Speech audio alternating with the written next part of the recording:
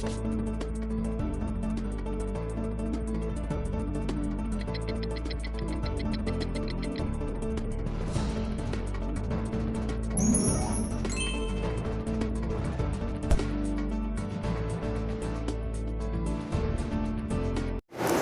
दोस्तों, मैं प्रवीण सर एक बार फिर से ब्राइट कोचिंग के यूट्यूब चैनल पर आपका स्वागत है। हम लोग क्लास 12 फिजिक्स का पहले यूनिट स्थिर विद्युतिकी का पहला अध्याय आवेश तथा कूलाम का नियम हम लोग पढ़ रहे थे, जिसमें से पहला टॉपिक मैं आपको आवेश पढ़ा रहा था। आवेश के बारे में बहुत सारी जानकारी मैं आपको दे चुका हूँ। अभी तक आवेश के 4 लेक्चर के वीडियो पढ़ चुके हैं। अब हम लोग आवेश का आज अंतिम लेक्चर नंबर 5 हम लोग पढ़ने जा रहे हैं। इसके बाद आपका एक टॉपिक आवेश हमेशा के लिए समाप्त हो जाएगा। फिर हम लोग अगला टॉपिक शुरू करेंगे आवेश तथा अगला टॉपिक आपका होगा कूलाम का नियम। तो चलिए, इसके पहले लेक्चर 4 में हमने आपको जो है आवेश किसी वस्तु पर आवेश की गणना हमने आपको बताया था। सूत्र हम लोग निकाले थे Q बराबर N, याद होगा आपको। और इस पर हमने कहा था कि E का मान आपको पता है, E का मान रखेंगे आप 1.6 गुणे 10 की घात -19 कूलाम। E का मान आपको पहले से पता है। अब इसमें 2 लोग बचे, एक Q बचा एक N बचा। तो सवाल 2 टाइप के बनते हैं, या तो N दे करके Q पूछेंगे या तो Q दे करके N पूछेंगे। एक सवाल हमने आपको कराया था, प्रश्न था कि 1 कूलाम आवेश में इलेक्ट्रॉनों की संख्या ज्ञात करिए, करके हमने आपको दिखाया था। उम्मीद है आपको आंसर हट चुका होगा। 1 कूलाम आवेश में इलेक्ट्रॉनों की संख्या होती है 6.25 गुणे 10 की पावर 18। तो इस पर हमने आपको एक एग्जाम्पल कराया था। अब आइए इस पे 2-3 एग्जाम्पल और करके हम लोग देखते हैं। ठीक, चलिए देखें, अगला एग्जाम्पल आपको हम कराने जा रहे हैं। Example number 2। एग्जाम्पल नंबर 2 है कि किसी वस्तु पर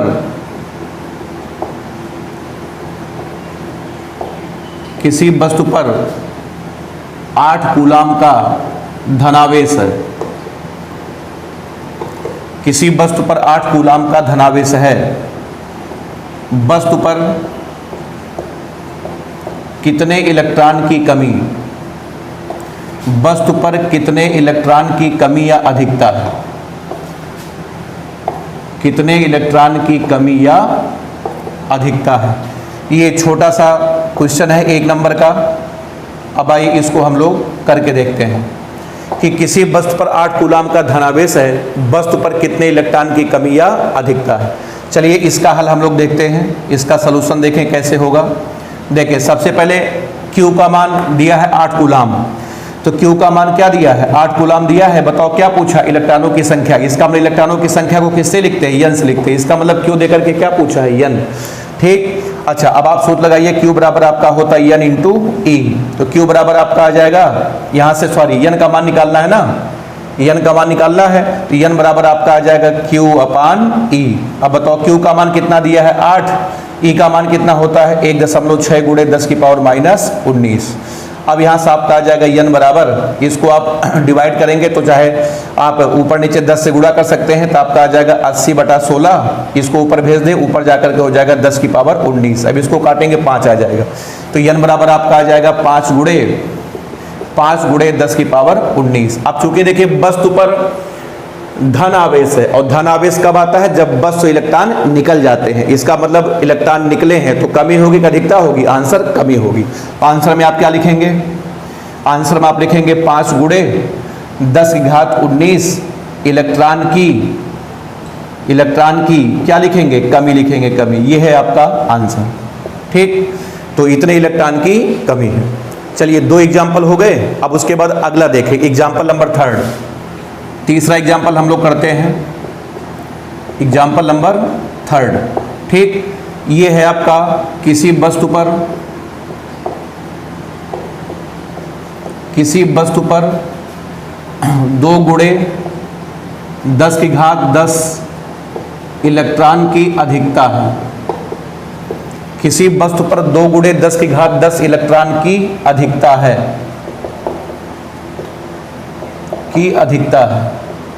ठीक, वस्तु पर आवेश की मात्रा और प्रकृति ज्ञात करिए। वस्तु पर आवेश की मात्रा और प्रकृति ज्ञात करिए। ये भी छोटा सा 1 नंबर का सवाल है, प्रकृति ज्ञात करिए। ठीक, चलिए देखें इसको हम लोग कैसे सॉल्व करते हैं। देखें, ये भी आसान सा क्वेश्चन है। देखिए इसमें कह रहा है कि किसी वस्तु पर 2 गुणे 10 की घात 10 इलेक्ट्रॉन। चलिए इसका हम लोग सॉल्यूशन करते हैं, हल करते हैं। देखिए कैसे होगा। सबसे पहले देखिए इलेक्ट्रॉन की संख्या n का मान कितना दिया है, n बराबर दिया है 2 गुणे 10 की पावर 10। और क्या पूछा है, आवेश की मात्रा, मतलब n दे करके क्या पूछा है, q पूछा है, q n दिया है, q पूछा है। लगा दे सूत्र, q बराबर आपका होता है n इंटू ई। q बराबर n का मान है 2 गुणे 10 की पावर 10 और e का मान है 1.6 गुणे 10 की घात -19। अब आप इसको सॉल्व करेंगे तो आपका आ जाएगा, इसमें गुणा करेंगे 3.2 आ गया और इसमें गुणा करेंगे तो 19 में से 10 निकला, 10 की पावर आपका आ जाएगा -9 कूलम। अब सुनिए, आवेश की मात्रा तो आ गई 3.2 गुणे 10 की पावर -9 कूलम। अब उसके बाद प्रकृति पूछा है, तो बताइए वस्तु पर इलेक्ट्रॉन की कमी है कि अधिकता है, आंसर इलेक्ट्रॉन की अधिकता है। और जब किसी वस्तु पर इलेक्ट्रॉन की अधिकता होती है वस्तु पर कौन सा आवेश आएगा, धन की ऋण, आंसर ऋण आवेश आएगा। तो आंसर में आप क्या लिखेंगे, आप आंसर में लिखेंगे 3.2 गुणे 10 की पावर -19 कूलम का ऋण आवेश। ठीक, तो ये है आपके आवेश की मात्रा और ये है आपकी प्रकृति। ये 3 छोटे छोटे 1 नंबर के सवाल हमने आपको कराए q बराबर n पर। सीधा तरीका है, या तो n दे करके q पूछेंगे या तो q दे करके n पूछेंगे। अब आइए इसी सवाल को थोड़ा सा और कठिन करते हैं। ठीक है, जैसे जैसे हम लोग आगे बढ़ेंगे, ठीक है, सवाल का थोड़ा सा स्टैंडर्ड बढ़ता जाएगा। चलिए अब देखिए एग्जाम्पल नंबर 4 में थोड़ा सा टफ सवाल होने जा रहा है। अब देखिए किस टाइप के सवाल और इस पर बन करके आते हैं। ठीक, एकदम आराम समझिए। एनसीईआरटी में शायद इस पर 1 या 2 सवाल दिया गया है, आप चाहेंगे तो तुरंत लगा लेंगे, बाकी जब अध्याय खत्म हो जाएगा तो उसको हम पूरा आपको सॉल्व करवाएंगे यही क्लास में। चलिए देखें एग्जाम्पल नंबर 4, थोड़ा सा सवाल अब टफ होने जा रहा है। सवाल है किसी वस्तु में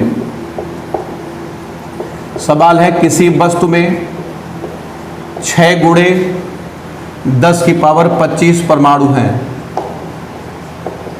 किसी वस्तु में कितने परमाणु हैं, 6 गुणे 10 की पावर 25 परमाणु हैं। इसके 1% परमाणुओं में से 1% परमाणुओं में से प्रत्येक में से एक इलेक्ट्रॉन निकाला गया। प्रत्येक में से एक इलेक्ट्रॉन निकाला गया, एक इलेक्ट्रॉन निकाला गया। ठीक, अब पूछ रहे हैं कि वस्तु पर आवेश की मात्रा और प्रकृति ज्ञात करिए। वस्तु पर आवेश की मात्रा व प्रकृति ज्ञात करिए। आवेश की मात्रा व प्रकृति ज्ञात करिए। सवाल थोड़ा सा घुमा दिया गया। चलिए अब हम लोग इसको करते हैं। ये आपका सवाल है। ठीक, सवाल पूछा गया है किसी वस्तु में 6 गुणे 10 की पावर 25 परमाणु है। इसके 1% परमाणुओं में से प्रत्येक में से एक इलेक्ट्रॉन निकाला गया। वस्तु पर आवेश की मात्रा और प्रकृति ज्ञात करिए। ठीक, चलिए आपको हम करके दिखाते हैं। देखिए फिजिक्स का सवाल कम, मैथ का सवाल ज्यादा है। ये जो परसेंटेज इसमें जो है घुमा दिया है, बस उसी पर थोड़ा सा सावधान रहिए। एक एग्जाम्पल से हम आपको सवाल समझाने का प्रयास करते हैं, सुनिएगा। जैसे आपसे पूछा जाए कि एक क्लास में 100 छात्र हैं, इसके 10% छात्रों, 100 का 10% कितना हुआ, 10 हुआ। एक क्लास में 100 छात्र हैं, इसके 10% छात्रों में से प्रत्येक के पॉकेट से 1-1 रुपया निकाला गया। तो बताओ कुल कितने रुपए निकले, यही सवाल आपका है। तो एक क्लास में 100 छात्र हैं, इसके 10% मतलब 10 छात्र, और प्रत्येक छात्र के पॉकेट से 1-1 रुपया निकाला गया। कितने रुपए निकले, आंसर 10। तो पहले पता करिए कि इलेक्ट्रॉन कितने निकले। अब बताइए क्लास में कुल कितने छात्र हैं, 6 गुणे 10 की पावर 25 छात्र हैं। अब इसके कितने परसेंट, 1% छात्रों में से प्रत्येक के पॉकेट से 1-1 रुपया निकाला गया। तो आप पहले ये पता करिए कि इसका 1% कितना होता है। तो आइए पता करते हैं। देखें 6 गुणे 10 की पावर 25 का कितना परसेंट, 1% बराबर, ये आपका आ जाएगा 6 गुणे 10 की पावर 25 गुणे 1 बटे कितना 100। तो आप इसको काटेंगे तो यहाँ पे पावर 2 हट जाएगी, तो आपका आ जाएगा 6 गुणे 10 की पावर 23। इसका मतलब इसका 1% कितना हुआ, 6 गुणे 10 की पावर 23। अब इसके प्रत्येक में से 1-1 इलेक्ट्रॉन निकाला गया, मतलब एक परमाणु से 1 इलेक्ट्रॉन निकला। तो बताइए इतने परमाणु से इतने इलेक्ट्रॉन निकलेंगे। तो अब यहाँ हम कह सकते हैं कि चूंकि ठीक है, एक परमाणु से निकला बराबर एक परमाणु से निकला बराबर 1 इलेक्ट्रॉन। ठीक, इसलिए अब आपके पास परमाणु कितने हैं, 6 गुणे 10 की पावर 23 परमाणु से निकला बराबर कितने इलेक्ट्रॉन, 6 गुणे 10 की पावर 23 इलेक्ट्रॉन। ये इलेक्ट्रॉनों की संख्या आ गई। और इलेक्ट्रॉनों की संख्या को हम लोग किससे लिखते हैं, यन से। यन का मान आपका आ गया 6 गुणे 10 की पावर 23। अब बताओ क्या पूछा है, अब क्यू पूछा है। ठीक, अब आप लगा दे सूत्र यहां से, क्यू बराबर आपका होता है यन इंटू ई। तो यहां से आपका आ जाएगा यन का मान है 6 गुणे 10 की पावर 23, उसके बाद ई का मान आपको पता है 1.6 गुणे 10 की पावर -19। अब यहां से आप करेंगे तो आपका आ जाएगा, गुणा करेंगे 9.6 गुणे और 23 में से आप 19 घटा देंगे तो आपका आ जाएगा 10 की पावर कितना, 4। इतना कूलाम। ये है आपका आंसर। बताओ क्वेश्चन समझ में आया। तो क्यू बराबर यानी पर जो है 4 एग्जाम्पल हमने आपको कराया। ऐसे इस पे करोड़ों सवाल बन सकते हैं। अगला सवाल बन जाएगा, किसी वस्तु में इतने परमाणु हैं, इसके 10% परमाणुओं में से 15%, 20%, तो चाहे जितने सवाल इसके बन सकते हैं। चलिए, क्यू बराबर यानी पर जो है हमने आपको जो है कुल 4 सवाल हमने आपको कराया, 4 एग्जाम्पल हमने आपको कराया। ठीक है, अब आइए थोड़ा सा कुछ केमिस्ट्री की बात कर लेते हैं। अब सवाल थोड़ा सा और टफ होने जा रहा है, पहले थोड़ा सा केमिस्ट्री की बात कर लेते हैं। हो सकता है आपको पता भी हो, पता है तब भी ठीक है, नहीं पता है तो भी आप समझ लें। ठीक, तो हम नोट करके शुरू कर रहे हैं। देखें, कुछ जानकारी आपको बता दें। देखें, नोट करके आइए, सबसे पहले हम बात करते हैं। ठीक है, नंबर 1 हम लोग बात करने जा रहे हैं परमाणु के लिए। सबसे पहले हम बात करेंगे किसके लिए, परमाणु के लिए। ठीक, जानकारी छोटी से, बस आप इसको समझ लें, क्योंकि अभी हम लोग जब सवाल करेंगे तो इसमें इसकी आवश्यकता पड़ेगी। देखिए, आपने जो है वैज्ञानिक अवागाद्रो का नाम तो सुना ही होगा। इनका काम आपको बता दें, इन्होंने क्या किया। अवागाद्रो वैज्ञानिक थे केमिस्ट्री में। इन्होंने क्या किया, देखें, इन्होंने किसी परमाणु को पकड़ा। जैसे मान लिया इन्होंने एक परमाणु ले लिया, कार्बन ले लिया, कार्बन। तो कार्बन का जो परमाणु भार होता है 12। कार्बन का परमाणु भार कितना होता है, 12। तो इन्होंने क्या किया, 12 ग्राम कार्बन को तराजू में तौला। 12 ग्राम कार्बन को तराजू में तौला और तौल करके उसमें परमाणुओं की संख्या गिनना शुरू किया। उसमें परमाणुओं की संख्या आई 6 गुणे 10 की पावर 23। ये काम था अवागाद्रो का। फिर इन्होंने कोई दूसरा परमाणु ले लिया, जैसे नाइट्रोजन है। नाइट्रोजन का परमाणु भार आपका होता है 14। तो इन्होंने क्या किया कि 14 ग्राम नाइट्रोजन को तराजू में तौला। कितने ग्राम, 14 ग्राम नाइट्रोजन को तराजू में तौला। उसमें फिर परमाणुओं की संख्या एक एक करके गिना। फिर उसमें परमाणुओं की संख्या कितनी आ गई, 6 गुणे 10 की पावर 23। ये काम किया अवागाद्रो ने। तो यहां से आप एक तरीका बिल्कुल सीख लें। जैसे मान लिया आपका ऑक्सीजन है, ऑक्सीजन का परमाणु भार होता है कितना, 16। तो बताइए 16 ग्राम ऑक्सीजन में परमाणुओं की संख्या कितनी होगी, 6 गुणे 10 की पावर 23। ये काम किया किसने, अवागाद्रो ने। तो यहां से आप एक तरीका सीख गए होंगे। ठीक है, अब यहां पर हम 1-2 एग्जाम्पल की सहायता से आपको हम बताते हैं। देखें, सबसे पहला एग्जाम्पल है, जैसे आपका कार्बन है, कार्बन का परमाणु भार कितना होता है, कार्बन का परमाणु भार आपका होता है कितना, 12। ठीक, अब यहां से आपको एक तरीका सीखने को मिल रहा है, हमेशा याद रखिएगा कि 12 ग्राम कार्बन में कितने ग्राम, 12 ग्राम कार्बन में परमाणु की संख्या, 12 ग्राम कार्बन में परमाणुओं की संख्या बताइए कितनी आएगी, ये आपकी आ जाएगी 6 गुणे 10 की पावर 23। ये कार्यक्रम चलता है केमिस्ट्री में। चलिए देखिए, अगला है, आपको बता दें, नाइट्रोजन है, नाइट्रोजन। ठीक, ये भी परमाणु आपका है। नाइट्रोजन का परमाणु भार आपका होता है, नाइट्रोजन का परमाणु भार आपका होता है 14। तो चला बताइए जरा, 14 ग्राम नाइट्रोजन में बताइए परमाणुओं की संख्या कितनी आएगी, 14 ग्राम नाइट्रोजन में परमाणुओं की जो संख्या आएगी वो भी आपकी आएगी, बताओ 6 गुणे 10 की पावर 23। अब उम्मीद है कि ये तरीका, ये क्रम, ये तरीका आपको समझ में आ गया होगा।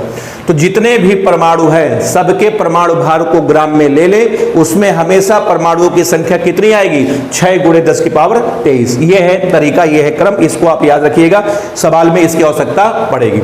चलिए, ये तो खैर हम लोगों ने बात किया किसके लिए, परमाणु के लिए बात किया। अब आइए दूसरे पार्ट में बात करते हैं अणु के लिए। अणु आपको पता है कि जब कई परमाणु आपस में मिलते हैं तो अणु का निर्माण करते हैं। अब आइए हम बात करते हैं नंबर 2 किसके लिए, अणु के लिए बात करते हैं, अणु के लिए। ठीक, तो देखिए, परमाणु में परमाणु भार होता है और अणु में अणु भार होता है। तो चलिए कोई भी अणु आप पकड़ ले, चलिए हमने पकड़ लिया जल H2O, ये जल का एक अणु है, तो जल अणु है तो अणु में अणुभार होगा। आइए इसका अणुभार निकालते हैं, अणुभार। तो देखिए इसका अणुभार आपका होगा, आपको पता है हाइड्रोजन का कितना हो गया, 2 हो गया, और ऑक्सीजन होता है 16, तो 16 2 कितना हो गया आपका 18। तो जल का अणुभार बताओ कितना हो गया 18। अब अवोगाद्रो ने क्या किया, 18 ग्राम जल को तराजू में तौला। देखिए कितने ग्राम, 18 ग्राम जल में, ठीक है। अणुओं की संख्या गिना, 18 ग्राम जल में अणुओं की संख्या, 18 ग्राम जल में अणुओं की संख्या गिना, फिर वही पाया 6 × 10 की पावर 23। तो चाहे परमाणु हो चाहे अणु हो, सभी में ये संख्या आई 6 × 10 की पावर 23। ये संख्या बार बार रिपीट हुई, इसीलिए अवोगाद्रो ने इसको मोल बोला, या इसको बोलते अवोगाद्रो संख्या। चलिए अब आइए अगला कोई अणु लेते हैं। जैसे हमने ले लिया कार्बन डाइऑक्साइड CO2, ये देखिए आपका कार्बन डाइऑक्साइड है, तो इसका अणुभार निकालते हैं। इसका अणुभार निकाल डालिए। कार्बन का कितना होता है 12, ऑक्सीजन का 16, 16 दूना होता है 32, इसको जोड़ेंगे कितना आ गया 44। तो बताइए इसका अणुभार कितना आ गया 44 आ गया। अब आप एक काम करिए, 44 ग्राम कार्बन डाइऑक्साइड में अणुओं की संख्या, अब आप बता सकते हैं कितना आएगा। 44 ग्राम कार्बन डाइऑक्साइड में अणुओं की संख्या, ये फिर वही आपकी आ जाएगी 6 × 10 की पावर 23। अब उम्मीद है कि ये भी क्रम आपको समझ में आ गया होगा, ठीक। जितने भी अणु दुनिया में हैं सबका अणुभार को ग्राम में ले लें, उसमें हमेशा अणुओं की संख्या कितनी आएगी 6 × 10 की पावर 23। ये बात पूरी दुनिया को किसने बताई, अवोगाद्रो ने।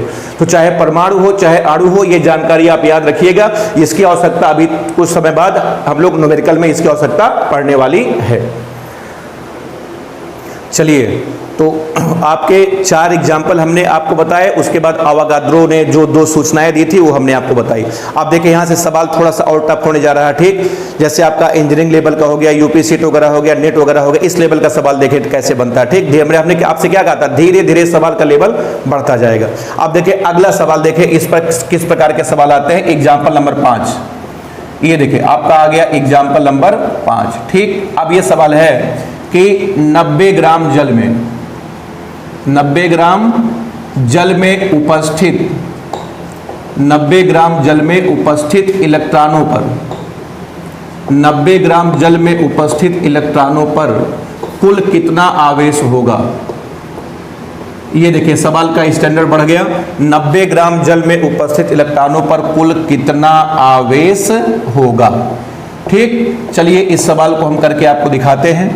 पहले आपको हम सवाल का मतलब समझा दे। देखें इसमें जो है, पहले आप ये पता करिए कि 90 ग्राम जल में कितने इलेक्ट्रॉन हैं। जब इलेक्ट्रॉनों की संख्या n आ जाएगा ना, तब आप लगा दीजिएगा Q = n, ठीक। तो चलिए इस सवाल को हम एक एग्जाम्पल के माध्यम से करके दिखाते हैं। जैसे क्लास में क्लास चल रही है, क्लास में कुछ छात्र बैठे हैं, बाहर से एक आदमी आया, उसने हमसे पूछा कि भैया बताइए क्लास में कुल कितने कान हैं।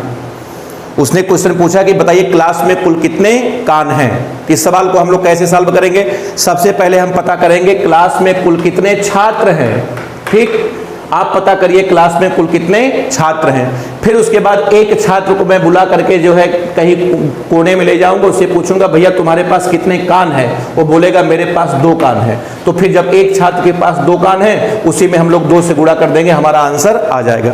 तो वही बात है, पहले आप ये पता करिए कि 90 ग्राम जल में कुल कितने इलेक्ट्रॉन हैं। तो पहले पता करिए कि 90 ग्राम जल में कुल कितने अणु हैं, उसके बाद फिर पता करिए कि उसमें कितने इलेक्ट्रॉन हैं। तो आइए हम आपको करके दिखाते हैं। देखें सबसे पहले अभी जल की बात की जा रही है, तो जल का सूत्र होता है H2O, आप जानते हैं। और H2O का अणुभार होता है, H2O का अणुभार आपका होता है 18। अब आप शुरू हो जाइए, जो अवोगाद्रो अभी आपको बता गए हैं तुरंत आप शुरू हो जाइए। बताइए क्या बताया था कि 18 ग्राम जल में, 18 ग्राम जल में बताइए अणुओं की संख्या, 18 ग्राम जल में अणुओं की संख्या बताओ कितनी आई थी।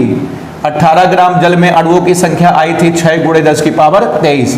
अब यहां से कह सकते हैं चूंकि 18 ग्राम जल में अणुओं की संख्या 6 × 10 की पावर 23, इसलिए बोलिए भाई 1 ग्राम जल में अणुओं की संख्या बराबर कितनी हो जाएगी 6 × 10 की पावर 23 बटे कितना, बटे आपका 18। और आपके पास कितना जल, कितना ग्राम जल है, 90 ग्राम जल है। अब हम कह सकते हैं, इसलिए बताइए 90 ग्राम जल में अणुओं की संख्या बराबर 6 गुणे 10 की पावर 23 गुणे 90 बटे कितना 18। इसको काटेंगे 5 आएगा, गुणा करेंगे आपका आ जाएगा 30, तो आपका आ जाएगा 30 गुणे 10 की पावर 23, या हम कह सकते हैं 3 गुणे 10 की पावर 24। इतने केवल अणु आ गए।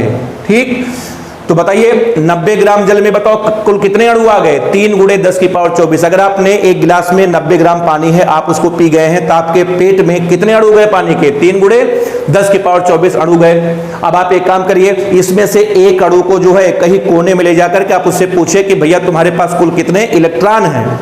आपको अणु नहीं इलेक्ट्रॉन ज्ञात करना। अब आइए इसमें से एक अणु को हम जो है कहीं इधर बुलाते हैं। तो हमने एक अणु को बुलाया, तो एक अणु आपका है H2O, इसमें H होता है, H होता है, O होता है। हमने हाइड्रोजन से पूछा कि तुम्हारे पास कितने, हाइड्रोजन का परमाणु क्रमांक 1 होता है, इसका भी 1 हो गया, ऑक्सीजन का परमाणु क्रमांक आपका 8 होता है।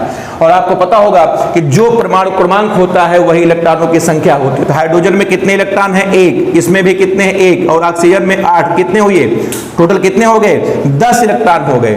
अब हम कह सकते हैं कि एक अणु में, ठीक, अब हम कह सकते हैं एक अणु में बताइए इलेक्ट्रॉन की संख्या कितनी आ गई, एक अणु में इलेक्ट्रॉन बराबर कितने, 10। तो बताओ आपके पास कितने अणु हैं, इसलिए हम कह सकते हैं 3 गुणे 10 की पावर 24 अणु में बताइए इलेक्ट्रॉन की संख्या कितनी हो जाएगी, ये आपकी हो जाएगी 3 गुणे 10 की पावर 24 गुणे 10। ये आपका आ जाएगा 3 गुणे 10 की पावर 25। इतने तो आपके केवल इलेक्ट्रॉन हो गए। ठीक, चलिए अब बताइए इलेक्ट्रॉन की संख्या आ गई 3 गुणे 10 की पावर 25 इलेक्ट्रॉन। चलिए तो बताइए 90 ग्राम जल में इलेक्ट्रॉनों की संख्या कितनी आ गई, n बराबर आपका आ जाएगा 3 गुणे 10 की पावर 25। इतने इलेक्ट्रॉन आ गए। अब बताओ क्या पूछा है, क्यू पूछा है, अब तो आराम से आ जाएगा। बताइए फार्मूला क्यू बराबर क्या होता है, n इंटू ई। n का मान आपका है 3 गुणे 10 की पावर 25 और e का मान होता है 1.6 गुणे 10 की पावर -19। अब यहाँ सॉल्व करेंगे तो आपका ये आ जाएगा 48, 4 दशमलव कितना 8 और 15 में से आप 9 निकले, आपका आ जाएगा 10 की पावर -6 कूलम। ये है आपका आंसर।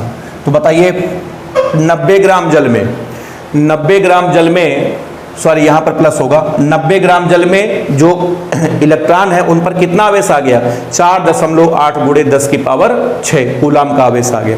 क्वेश्चन आपको समझ में आ गया होगा। अगला हम फिर करके दिखाते हैं, आप देखें। ठीक है, ये सब बहुत महत्वपूर्ण प्रश्न है, कंपटीशन वगैरह में ऐसे ही सवाल बन करके खूब आते हैं, इसलिए आराम से बिल्कुल आप सीख लें। अगला एग्जाम्पल आपको हम करके दिखाते हैं, देखिए थोड़ा तेजी से करें ताकि कई एग्जाम्पल आपको हम करा सकें। चलिए देखिए एग्जाम्पल नंबर 5, अगला एग्जाम्पल देखिए आपको करके दिखाते हैं। अगला एग्जाम्पल है 180 ग्राम जल में, 180 ग्राम जल में उपस्थित इलेक्ट्रॉनों पर, 180 ग्राम जल में उपस्थित इलेक्ट्रॉनों पर, उपस्थित इलेक्ट्रॉनों पर कुल कितना आवेश होगा, कुल कितना आवेश होगा। यह है आपका example number 5, sorry example number 6 है, सॉरी एग्जाम्पल नंबर आपका 6। चलिए देखें, अब आइए बात करते हैं, ठीक है, इसका हल। अब आप शुरू हो जाइए, जो तरीका हमने आपको बताया था। अभी हमने आपसे कहा था कि चूंकि जल की बात हो रही है, आपका H2O है, बताइए इसका अणुभार कितना होता है, तो H2O जल का अणुभार होता है आपका 18। अब आप शुरू हो जाइए, 18 ग्राम जल में, 18 ग्राम जल में अणुओं की संख्या, 18 ग्राम जल में अणुओं की संख्या कितनी होती है, 6 गुणे 10 की पावर 23। यही बात आपसे अवोगाड्रो ने बताया था। तो बताइए 1 ग्राम जल में बताए अणु की संख्या कितनी आएगी, 6 गुणे 10 की पावर 23 बटे कितना 18। और आप कितना लेके टहल रहे हैं, 180 ग्राम। तो चलिए बताइए 180 ग्राम जल में बताइए अणु की संख्या बराबर 6 गुणे 10 की पावर 23 गुणे कितना 180 बटे कितना 18। इसको काटेंगे 10 आएगा और गुणा करेंगे पावर बढ़ जाएगी। इसका मतलब ये हुआ कि 180 ग्राम जल में अणुओं की संख्या, 180 ग्राम जल में अणुओं की संख्या बताओ कितनी आ गई, 6 गुणे 10 की पावर 24। इतने अणु आ गए। ठीक। तो क्लास में कुल इतने छात्र हैं। अब आप पता करिए कि एक छात्र के पास कितने कान हैं, तो इसमें से एक अणु को यहां पर ले आइए, उससे पूछे कि तुम्हारे पास कितने इलेक्ट्रॉन हैं। तो एक अणु को मैंने बुलाया, वो हमारे पास आया। एक अणु आपका H2 मतलब H है और O है। हाइड्रोजन में 1 इलेक्ट्रॉन होता है, हाइड्रोजन में 1 इलेक्ट्रॉन होता है, ऑक्सीजन में 8 इलेक्ट्रॉन होता है। टोटल कितने हुए? 10। अब हम कह सकते हैं चूंकि एक अणु में इलेक्ट्रॉन की संख्या, एक अणु में इलेक्ट्रॉन की संख्या बराबर कितनी हो गई? 10। इसलिए आपके पास कितने अणु हैं? 6 × 10 की पावर 24। तो 6 × 10 की पावर 24 अणु में इलेक्ट्रॉन की संख्या बराबर कितनी हो गई? 6 × 10 की पावर 24 × 10 बराबर आपका आ जाएगा 6 × 10 की पावर 25। इतने इलेक्ट्रॉन आपके आ गए।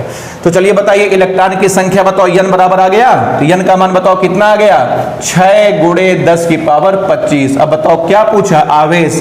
क्यों पूछा? अब तो आ जाएगा। अब बताओ क्यू का सूत्र होता है Q बराबर n। तो n का मान आपका है 6 × 10 की पावर 25 और E का मान होता है 1.6 × 10 की पावर -19। अब आप गुणा करेंगे तो आपका आ जाएगा 9.6 × 15 में से 9 निकालेंगे 10 की पावर 6 कूलम। ये देखिए आपका आंसर आ गया।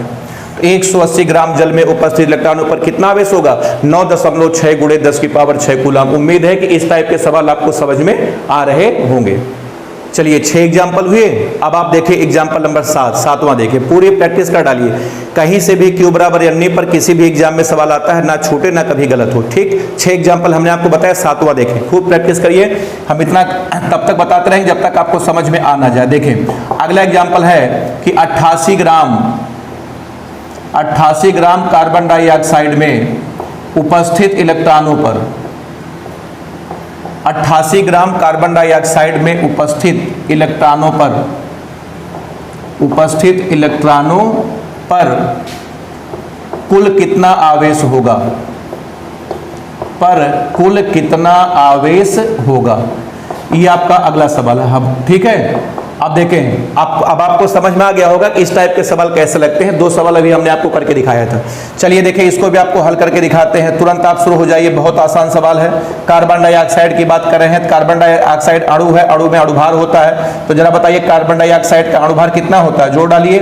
कार्बन का 12 होता है, इसका 16 × 32, 32 12 कितना हो गया? 44। तुरंत शुरू हो जाइए। अवोगाद्रो ने क्या कहा था कि 44 ग्राम कार्बन डाइऑक्साइड में 44 ग्राम कार्बन डाइऑक्साइड में अणु की संख्या, 44 ग्राम कार्बन डाइऑक्साइड में अणु की संख्या कितनी होती है? 6 × 10 की पावर 23।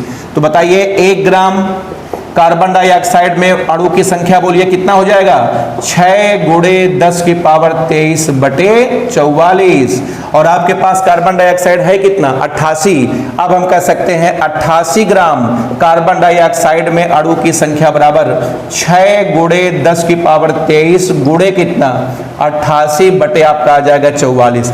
अब इसको काटेंगे 2 आ जाएगा, इसको गुणा करेंगे तो आपका आ जाएगा 12 × 10 की पावर 23।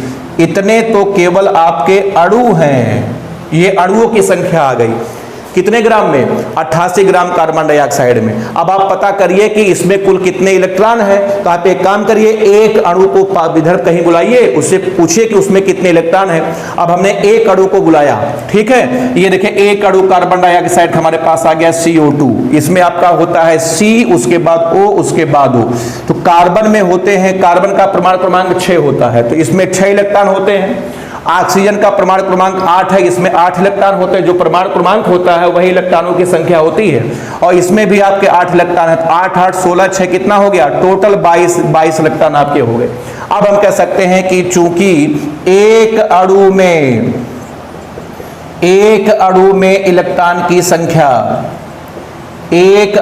इलेक्ट्रॉन की संख्या बताओ कितनी आ गई? 22। इसलिए आपके पास अणु कितने हैं? 12 × 10 की पावर 23। अणु में इलेक्ट्रॉन की संख्या बराबर यह आपका आ जाएगा 12 × 10 की पावर 23 × 22। अब आप इसको गुणा करेंगे तो 12 × 24, 12 × 24 25 26, 264 × 10 की पावर 23 इतने केवल इलेक्ट्रॉन आ गए। ये तो 88 ग्राम कार्बन डाइऑक्साइड में कितने इलेक्ट्रॉन हुए? 264 गुणे 10 की पावर 23 इलेक्ट्रॉन। बस अब तो आपका काम हो गया। बताइए इलेक्ट्रॉन की संख्या बताओ, n का मान कितना आ गया? n का मान आपका आ जाएगा 264 गुणे कितना? 10 की पावर 23। इलेक्ट्रॉनों की संख्या दिया है, बताओ क्या पूछा है? Q पूछा है, तो लगा दे सूत्र, Q बराबर आपका होता है n इंटू E। अब बताओ n का मान कितना है? 264 गुणे 10 की पावर 23। E का मान बोलिए 1.6 गुणे 10 की पावर -19 मात्रक हो जाएगा कूलाम। गुणा भाग करने पर जो आंसर आता है वही आपका आंसर है। तो उम्मीद है कि इस टाइप के सवाल आपको समझ में आ। इस पर करोड़ों अनगिनत सवाल कभी भी किसी एग्जाम में आपसे पूछे जा सकते हैं। अगला क्वेश्चन बोल देंगे कि 10 ग्राम कार्बन डाइऑक्साइड में इलेक्ट्रॉनों पर कुल कितना आवेश होगा? 20 ग्राम, 30 ग्राम, 40 ग्राम, ऐसे ग्राम बदल बदल के आपसे दुनिया भर के सवाल आपसे पूछे जाएंगे। Q बराबर यानी पर जो है 7 एग्जाम्पल हमने आपको कराए, ठीक है। हर टाइप के सवाल हमने आपको करके दिखाया। अब आइए कुछ और बातें आपको बताते हैं जो सवाल लगाने में आपकी और मदद करेगा। चलिए हम आपको बताते हैं। हेडिंग हम लिख रहे हैं, यहाँ पे देखें, हेडिंग हम लिख रहे हैं कि आयतन के मात्रक, आयतन के मात्रक। आइए सबसे पहले ये क्लियर कर लें, क्योंकि इसमें अगर दिक्कत आपको होगी ना तो सवाल में आप फंस जाएंगे। थोड़ा सा सवाल वाले घुमा देंगे, आप नहीं लगा पाएंगे। देखें आयतन के मात्रक क्या क्या होते, आराम से बिल्कुल समझिए। देखें सबसे पहले देखें, आपको पता होगा आयतन का सूत्र होता है, आयतन बराबर आपका होता है लंबाई गुणे चौड़ाई गुणे ऊंचाई। लंबाई का मात्रक आपका होता है मीटर, चौड़ाई का भी मात्रक मीटर और ऊंचाई का भी मात्रक मीटर। तो देखिए फिजिक्स में आयतन का मात्रक आपका आ गया मीटर का क्यूब। सबसे पहला मात्रक आपका मीटर क्यूब है। ये है आपका यमकेश पद्धति में है। ये किस पद्धति में है? यमकेश पद्धति में आपका ये हो गया मीटर क्यूब। अगला मात्रक होता है सेंटीमीटर क्यूब। अगला मात्रक सेंटीमीटर क्यूब होता है, ये आपका सीरीज पद्धति में है, ठीक। अच्छा अब उसके बाद देखिए अगला मात्रक, एक मात्रक और होता आपका होता है लीटर। अगला मात्रक होता है लीटर। उसके बाद अगला मात्रक होता है मिलीलीटर, ठीक। ये दोनों किसी भी पद्धति में नहीं है। जो आयतन का मात्रक लीटर और मिलीलीटर है, ये किसी भी पद्धति में नहीं है। केमिस्ट्री में हम लोग ज्यादातर लीटर और मिलीलीटर का प्रयोग करते हैं। अब देखिए चूंकि हम फिजिक्स की बात कर रहे हैं, तब हमको हर काम किस में करना है?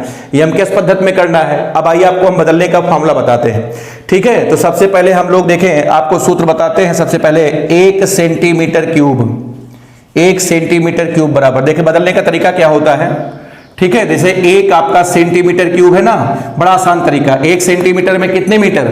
10 की घात -2 मीटर हुआ।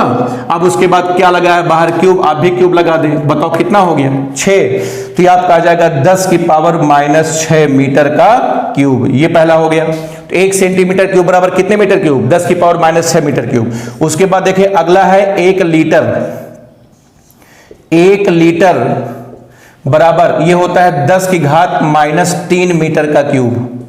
1 लीटर में कितने मीटर क्यूब? 10 की घात -3 मीटर क्यूब होता, ध्यान रखिएगा। उसके बाद देखिए 1 मिली, 1 ml मिलीलीटर बराबर ये होता है 10 की पावर -3 लीटर, ठीक। और 1 लीटर में चूंकि 10 की पावर -3 मीटर क्यूब है, फिर गुणा करेंगे तो आपका आ जाएगा 10 की पावर -6 मीटर का क्यूब। ये है। ये अब हम कह सकते हैं कि सेंटीमीटर क्यूब और मिलीलीटर दोनों आपस में क्या होते हैं? बराबर होते हैं, बराबर। या हम अगला कह सकते हैं कि एक ऐसे ले सकते हैं 1 ml बराबर 1 सेंटीमीटर क्यूब और बराबर होता है 10 की पावर -6 मीटर का क्यूब। ये बदलने का सूत्र है। अभी हम सवाल आपको करके दिखाएंगे जिसमें इसकी बहुत आवश्यकता पड़ेगी। एक बार फिर से देख लें, 1 सेंटीमीटर क्यूब में 10 की पावर -6 मीटर क्यूब होता है। 1 लीटर में 10 की घात -3 मीटर क्यूब होता है। और ये जो 1 मिली होता है ml, ये 10 की पावर -6 मीटर क्यूब होता है। और मिली और सेंटीमीटर क्यूब दोनों आपस में बराबर होते हैं और इसका मान होता है 10 की पावर -6 मीटर का क्यूब। चलिए आयतन के मात्रक आपके हो गए, ठीक है। अब इसके बाद देखें, नोट करके कुछ और सूचनाएं आपके लिए हम बता रहे हैं। देखें जैसे नोट करके मैं आपको बता रहा हूं, पहला पॉइंट की मदद करेंगे। देखें सबसे पहला पॉइंट यह है कि 1 लीटर पानी, ध्यान दीजिएगा, सबसे पहला पॉइंट है 1 लीटर जो पानी होता है ये बराबर होता है 1 किलोग्राम पानी। ध्यान देना, 1 लीटर पानी में 1 किलोग्राम पानी होता है। पानी केवल एक ऐसा पदार्थ है कि जो 1 लीटर में 1 किलोग्राम होता है। बाकी दुनिया में और कोई ऐसा पदार्थ नहीं है जो 1 लीटर में 1 किलोग्राम हो। तो अगर न्यूमेरिकल में 1 लीटर पानी दिया है तो आप उसको तुरंत लिख देंगे कितने? 1 किलोग्राम पानी। अच्छा उसके बाद देखिए दूसरी बात, ये आपको ये याद रखना है, पानी का घनत्व। पानी का घनत्व ये आपका होता है 10 की घात 3 किलोग्राम बटे मीटर का क्यूब। ये पानी का घनत्व आप इसको याद रखेंगे, इसकी भी आवश्यकता पड़ सकती है। ठीक, पानी का घनत्व होता है 10 की घात 3 किलोग्राम बटे मीटर का क्यूब। और तीसरी बात, अगर सवाल में कहे कि एक कप पानी सॉरी एक कप पानी अगर बोले तो कप मतलब होता है पाव, पाव पाव समझते होंगे। एक कप पानी का मतलब होता है 250 ग्राम पानी। तो एक कप पानी का मतलब कितना हो गया? 250 ग्राम पानी। कभी भी न्यूमेरिकल में एक कप पानी दिया हो इसका मतलब है 250 ग्राम पानी, आप उसको मान करके काम करें। चलिए अब इस पे देखिए कुछ सवाल आपको हम करके दिखाते हैं, इस पे भी सवाल कैसे कैसे बन करके आता है। ठीक, तो पहली बात ध्यान रखिएगा, 1 लीटर पानी में 1 किलो पानी होता है। पानी का घनत्व होता है 10 की घात 3 किलोग्राम बटे मीटर क्यूब। और अगर 1 कप पानी बोला है जिसका मतलब कितने? 250 ग्राम पानी। या इसको सुनिए, हमने 250 ग्राम पानी, या आप इसको लिख सकते हैं 250 मिली पानी, 250 ml पानी, ये भी आप बोल सकते हैं, क्योंकि आपको पता है कि 1 लीटर पानी में 1 किलोग्राम पानी होता है। चलिए अब इस पे देखिए एक क्वेश्चन बहुत अच्छा सा आपको हम करके दिखाते हैं। ठीक है, क्वेश्चन देखिए क्या पूछा गया था, पेपर में बहुत पहले आया था। ठीक है, तो अगला एग्जाम्पल देखिए, आपको एग्जाम्पल नंबर 7 हो चुका था, 8वां एग्जाम्पल आपको हम करा रहे हैं। ठीक, पूछा गया था 1 कप पानी में, 1 कप पानी में उपस्थित, 1 कप पानी में उपस्थित इलेक्ट्रॉनों पर कुल कितना आवेश होगा? 1 कप पानी में उपस्थित इलेक्ट्रॉनों पर कुल कितना आवेश होगा? यह क्वेश्चन आपका पूछा गया, आ गया सवाल, कितना आवेश होगा। चलिए आपको हम करके दिखाते हैं। ठीक, ये देखिए ये आपका सवाल है, 1 कप पानी में उपस्थित इलेक्ट्रॉनों पर कुल कितना आवेश होगा। अब देखिए इसका हल कैसे होगा आपको हम करके दिखाते हैं, क्योंकि पानी की बात कर रहे हैं, पानी अणु है, पानी का सूत्र आपका होता है H2O। ठीक, जल्दी बताइए पानी का अणुभार बोलिए, अब तो आपको आदत पड़ गई होगी। अणुभार कितना होता है पानी का? 18। तो बताइए 18 ग्राम जल में, 18 ग्राम जल में अणु की संख्या, 18 ग्राम जल में अणु की संख्या कितनी होती है? 6 गुणे 10 की पावर 23। तो बताइए, चूंकि 18 ग्राम जल में अणुओं की संख्या बराबर 6 गुणे 10 की पावर 23, इसलिए बोलिए भाई 1 ग्राम जल में अणु की संख्या बराबर, ठीक है, 6 गुणे 10 की पावर 23 बटे कितना? 18। अब बताइए आपके पास कितना पानी? 1 कप पानी है, और बताइए 1 कप पानी में कितने ग्राम पानी? 250 ग्राम पानी। इसलिए अब हम कह सकते हैं 250 ग्राम। तो बताइए 250 ग्राम जल में अणुओं की संख्या बराबर 6 गुणे 10 की पावर 23 गुणे कितना? 250 बटे कितना? 18। इतने जो हैं क्या आ गए? इतने अणु आ गए, इतने अणु आ गए, अणु। ठीक है, अब आपको पता है इलेक्ट्रॉन निकालना है। ठीक है, तो बताइए एक अणु में कितने इलेक्ट्रॉन होते हैं? H2O आपका है, ये इसमें H है O है, इसमें 1, इसमें 1, इसमें आपका 8, 10 इलेक्ट्रॉन होते हैं। आप इसमें 10 से गुणा करेंगे तो इलेक्ट्रॉन की संख्या, अब हम कह सकते हैं N बराबर, इलेक्ट्रॉन की संख्या निकालें, डायरेक्ट निकाल दे रहे हैं, 6 गुणे 10 की पावर 23 गुणे 250 बटे कितना? 18। इतने अणु थे और इसमें गुणा कर देंगे 10, इतने इलेक्ट्रॉन आपके आ गए। ये है इलेक्ट्रॉन की संख्या। ठीक, अब चूंकि आपको आवेश निकालना है, आवेश निकालना है ना, तो लगाइए Q बराबर N इंटू E। तो Q बराबर बताओ N का मान कितना है? N का मान है 6 गुणे 10 की पावर 23 गुणे कितना? 250 बटे कितना? 18। ये N का मान है, और E का मान होता है 1.6 गुणे 10 की पावर -19। इसको गुणा भाग कर ले, मात्रक आपका आएगा कूलम। ठीक, तो ये था आपका 1 कप पानी में उपस्थित इलेक्ट्रॉनों पर कुल कितना आवेश होगा। चलिए इसी के साथ आवेश का मतलब आवेश हमने आपको 5 लेक्चर में पूरा कंप्लीट करके दिया है।